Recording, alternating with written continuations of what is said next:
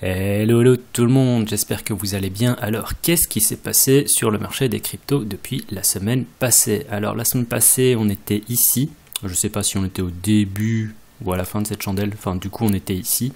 Et je vous disais que Bitcoin, pouvait encore monter plus haut, mais qu'il fallait rester prudent, toujours par rapport à cette résistance ici. Alors, c'est intéressant parce que sur le graphe du Bitcoin contre l'USD, on peut voir que il est venu taper pile poil la résistance ici, qu'ensuite il a entamé sa correction. Alors cette correction, elle dure déjà depuis quelques jours et elle nous a emmené, voilà, en l'espace de 2 jours et 5 heures à une chute de 19%. En ce moment, on est en train de faire un petit rallye. Et ce qui est intéressant, c'est qu'au sein de ce petit canal descendant, on a cassé la résistance et que pour le moment, on arrive à rester au-dessus de cette résistance. Donc maintenant, la question qu'il faut se poser, c'est est-ce qu'on peut rester au-dessus de cette résistance? Peu importe que l'on monte ou que l'on vienne consolider, l'important en fait, c'est véritablement de rester au-dessus de cette résistance qui du coup deviendrait support.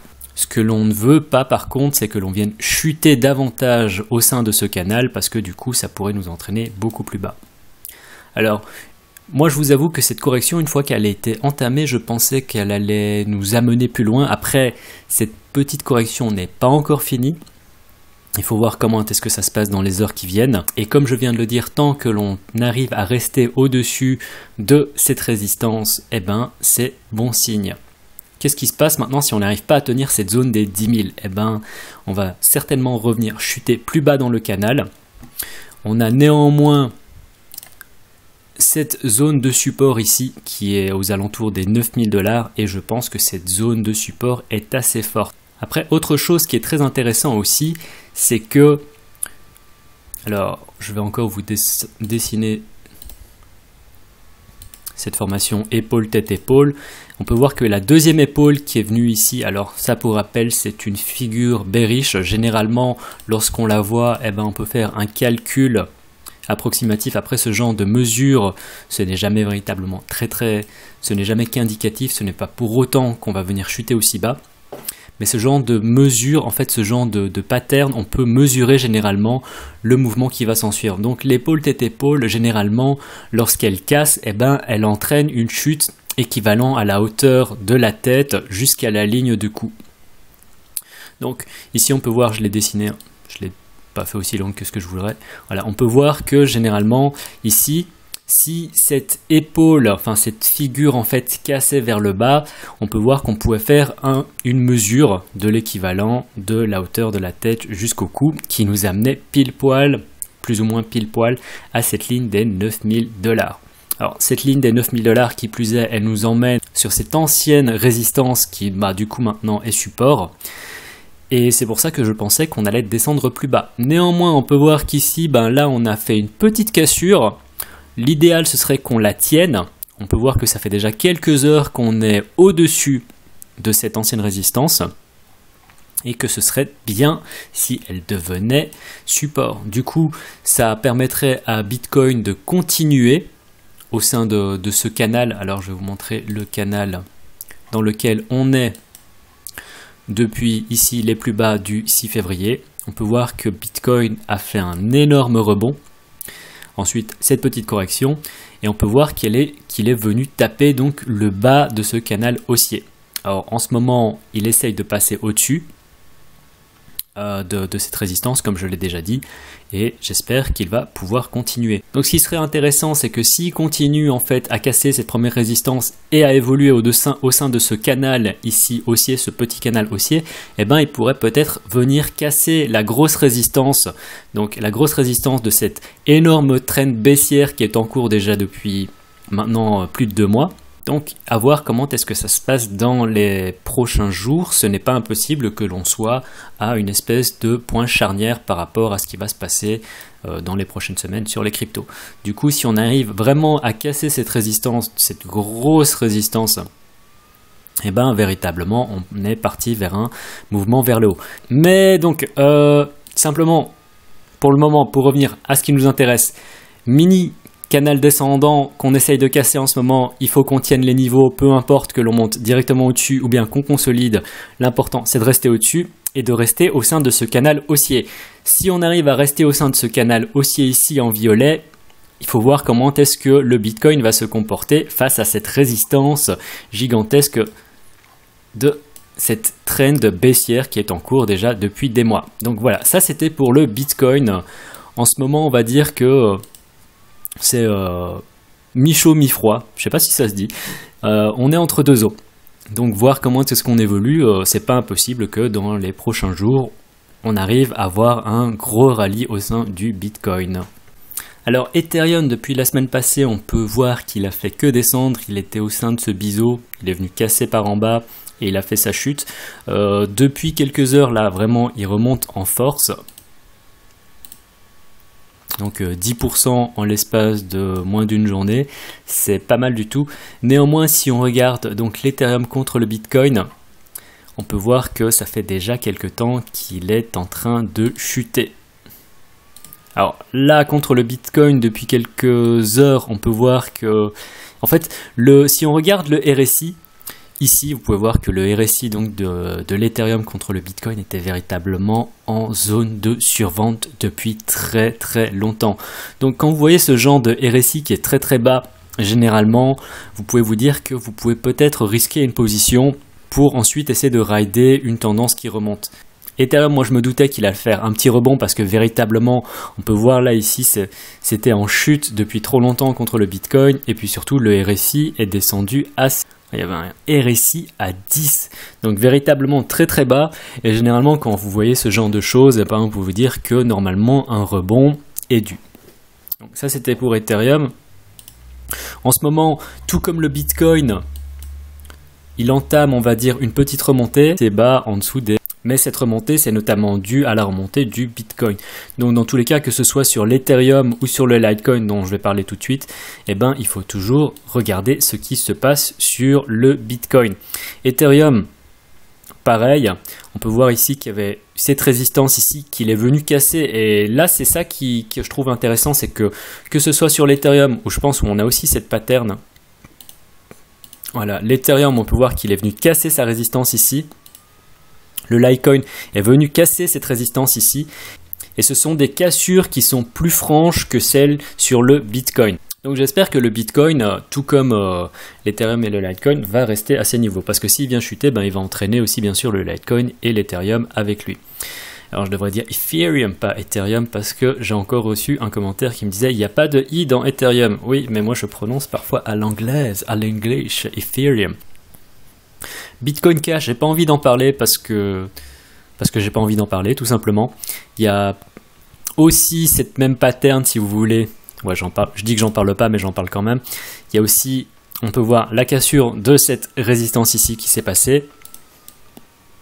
Et pourquoi est-ce que j'aime pas en fait parler du Bitcoin Cash? Alors c'est que ici ça se voit pas. Parce que c'est Kraken. D'ailleurs, parlons de Kraken. Kraken a de nouveau réinstallé les stop loss. Donc, pour tous ceux qui ont des comptes sur Kraken, eh ben, vous pouvez à nouveau trader dessus. Enfin, je peux à nouveau recommander le trade sur Kraken parce que les stop loss sont de retour. Donc ça, c'est une très très bonne chose. Mais pour revenir à Bitcoin Cash, du coup, pourquoi est-ce que j'aime pas ça? Parce que sur GDAX, souvent, lorsqu'on tradait le Bitcoin Cash, en fait, il y avait des mèches qui venaient très très bas. Donc, qui venaient manger nos stops, qui remontaient directement en fait vers les niveaux et ça faisait qu'on perdait une position juste à cause de ça et voire qu'on perdait même carrément de l'argent en fonction du point d'entrée. Donc c'est pour ça que Bitcoin Cash sur GDAX, moi je recommande pas forcément, autant rester sur Bitcoin, Ethereum et Litecoin. Mais si vous êtes sur Kraken, eh ben testez peut-être Kraken, ce sera peut-être mieux. Je vais tester aussi Kraken, voir un peu comment Bitcoin Cash se comporte sur Kraken, mais si il y a encore ce genre de comportement de la part donc des whales, parce que c'est véritablement des gens qui d'un seul coup vendent leur position pour les racheter à plus bas prix, c'est véritablement c'est véritablement de la manipulation de marché, eh ben je vais simplement arrêter, on va dire, de trader le Bitcoin Cash, ou bien il faudrait que je place des stop loss qui sont beaucoup plus conséquents. Mais on va dire que lorsqu'on a des stops qui sont un peu tight, ça peut être très très embêtant. En dehors de ça, Bah, ça va être assez court, je pense qu'il n'y a pas grand chose à dire. C'est-à-dire que le marché en ce moment, il faut simplement surveiller le Bitcoin et voir comment est-ce qu'il se comporte dans les prochaines heures. Et tant, bah là en fait c'est bien parti, là on a cassé la résistance en fait, ça se voit, c'est vraiment clair et net. Là il y a un mini breakout par rapport à cette... Ouais non, ouh là là, ouh c'est joli. Bon bah voilà, vous avez la confirmation live, la résistance est cassée.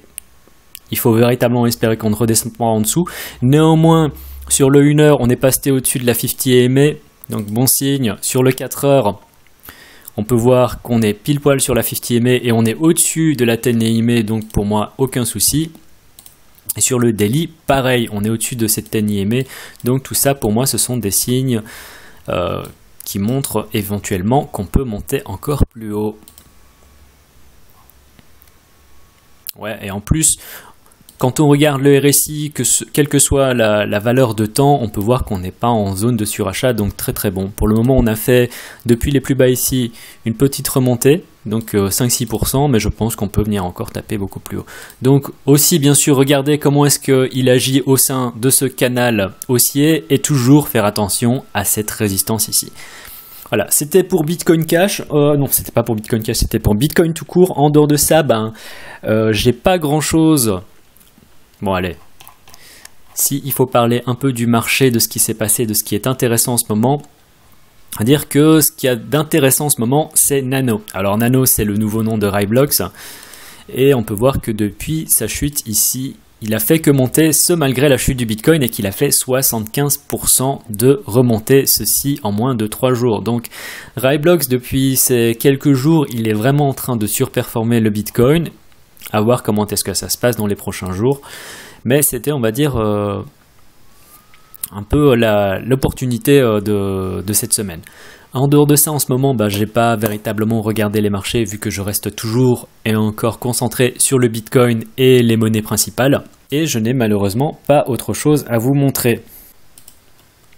Alors, même si on a cassé cette petite résistance ici, comme toujours, restez prudent parce que finalement, tant qu'on ne passe pas au-dessus de ça, on est toujours, on va dire, dans cette tendance de bear market. Toujours prudence donc. Tant que je parle par exemple de Ryblocks et autres, quelque chose auquel vous pouvez peut-être porter attention, c'est le BBOX Token. Alors BBOX Token, c'est... Le BBOX en fait, c'est une plateforme de trading tout comme KuCoin, comme Binance, comme Huobi. Et on peut voir qu'il a pris un sacré coup. À un moment, au maximum, il est venu se trader à 3,50 $. C'était en janvier. Et qu'en ce moment, il se situe aux alentours des 70 centimes, peut-être 84 centimes. Alors moi, je pense que le BBOX Token, c'est un token qui est amené encore à prendre de la valeur, même si on peut voir qu'il a fait que chuter. Néanmoins, pour le jour où il va remonter... Même si c'est un token en fait qui va rester sur une plateforme d'échange, je pense que sa valeur est amenée à monter. Ensuite, quand on regarde le HPB. Alors HPB, c'est un projet chinois qui se veut être le EOS chinois. Donc je pense qu'il vise le million de transactions par seconde. Donc c'est un projet qui est en cours, qui n'est pas encore développé.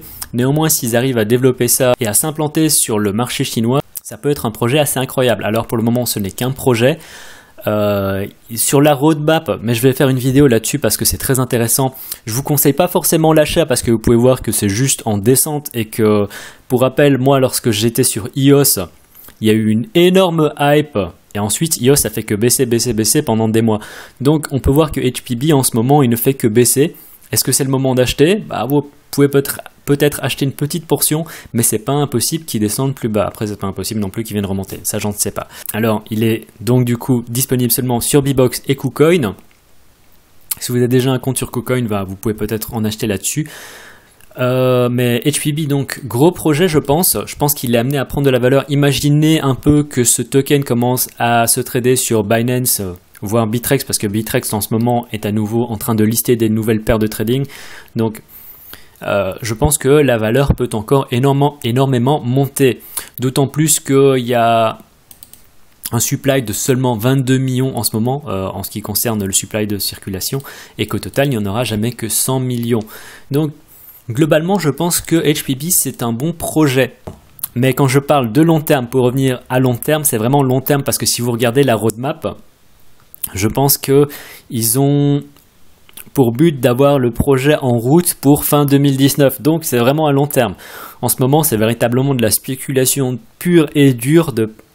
C'est vraiment de la spéculation pure et dure par rapport à un projet qui est en cours. Après, c'est comme ça sur beaucoup de cryptos. Mais je voulais vous en parler parce que je pense que tout comme le B-Box Token, ça peut être assez intéressant. Enfin, la dernière chose dont je voulais parler, c'est un peu de la tournure que va prendre cette chaîne. Alors dernièrement, il y a de plus en plus de gens qui commencent à me contacter un peu à gauche, à droite. Il y a des choses intéressantes, il y a des choses un peu moins intéressantes. On va dire que dernièrement, dans les choses intéressantes, il y a éventuellement, je vais peut-être faire la présentation d'une pool ICO. Donc ça vous permettrait de participer à certaines ICO en bénéficiant de pas mal d'avantages. Moi là-dedans, je ne gagne pas d'argent, je fais vraiment ça pour aider les gens qui m'ont demandé si je pouvais faire une présentation à ce niveau-là. Et autre chose, je suis en train de regarder en ce moment peut-être... donc il y a des gens qui font des formations débutants, donc ça s'adressera véritablement aux débutants qui font des formations pour les débutants dans les cryptos. Donc à ce niveau-là, je présenterai peut-être leurs produits, moi je toucherai une affiliation dessus. Après, si vous n'êtes pas débutant, que vous connaissez déjà les cryptos, je pense que vous n'avez nullement besoin d'acheter ce genre de produit, mais ça c'est éventuellement quelque chose que je vais faire sur la chaîne. Après, tout ça, ce n'est pas sûr. Mais voilà, je tenais simplement à vous dire qu'il y a possiblement des partenariats qui vont se mettre en route sur la chaîne. Et tout ça, c'est vraiment grâce à vous. Parce que vous êtes maintenant 4500 sur la chaîne. Que là déjà, avec 4-5 000 abonnés, je suis déjà ravi. Donc, grand merci encore à vous. Et dernière chose, très importante, je ne sais pas. Dans les commentaires, certains m'ont dit que le nom de la chaîne était un peu pas terrible. Dans le sens où vers la crypto-richesse, c'était connoté comme nomination et que ça dénotait un peu avec le contenu qui, selon vous, et je vous remercie des remarques qui étaient de qualité, et que du coup crypto-richesse, ça donnait un côté un peu cheap à cette chaîne qui donnait du contenu de qualité. Donc si vous avez des idées de noms pour la chaîne, n'hésitez pas à m'en faire part. Alors c'est pas certain que je choisisse le vôtre, néanmoins si vous avez des idées, n'hésitez pas, je ferai peut-être mon marché là-dedans. Moi je pensais à un moment appeler cette nouvelle chaîne, ce sera encore la même chaîne du coup, mais avec un nouveau nom, et j'essaierai un peu de travailler les visuels parce qu'on va dire que les visuels de la chaîne en ce moment sont véritablement dégueulasses. Mais si vous avez des idées, n'hésitez pas à me mettre ça dans les commentaires. Moi j'avais pensé à The Way of the Whale. Donc en français ça donnerait la voie de la baleine. J'aime bien l'idée, ça rappelle un peu aussi l'idée d'aller vers la crypto-richesse, sauf que c'est moins noté, c'est plus discret. Après, la voie de la baleine, il y a beaucoup de gens qui savent pas forcément ce que sont les baleines au sein du monde des cryptos. Et pour tous ceux qui sont en fait débutants dans les cryptos, qui arrivent sur ma chaîne et qui se disent mais c'est quoi ce truc, la voie de la baleine, c'est pas forcément très clair. Alors que c'est con à dire, mais vers la crypto-richesse, tous ceux qui sont pas au courant de quoi parle la chaîne, ils savent que ça parle de crypto et que le type il essaye de faire de l'argent. Donc la voie de la baleine, on va dire que c'est une idée, mais si vous avez d'autres idées, n'hésitez pas à m'en faire part dans les commentaires. Véritablement, comme vous savez, je lis toujours tous les commentaires, j'essaie de répondre autant que possible. Facebook aussi, la page Facebook elle est dégueulasse aussi, j'ai même pas mis de bannière, j'ai même pas mis de photo de profil pour vous redire, mais je lis tous les messages. Je vais peut-être faire une espèce de petit sondage sur la page Facebook, et si je fais un petit sondage sur la page Facebook, je mettrai le lien dans la description. Je mettrai le lien dans la description si vous avez des idées et si vous voulez m'aider à développer plus amplement cette chaîne YouTube. Voilà, c'était tout pour aujourd'hui, donc restez toujours prudents sur le Bitcoin, et si on arrive à casser ensemble, et si on arrive à casser cette résistance ici, ce sera beaucoup plus bullish que ça ne l'a été depuis des mois. C'était Vers la crypto-richesse qui va peut-être très prochainement changer de nom. Si vous avez aimé le contenu de cette vidéo, n'hésitez pas à me mettre un pouce en l'air, à me poser des questions dans les commentaires ou des propositions de noms si vous en avez. Tchuss!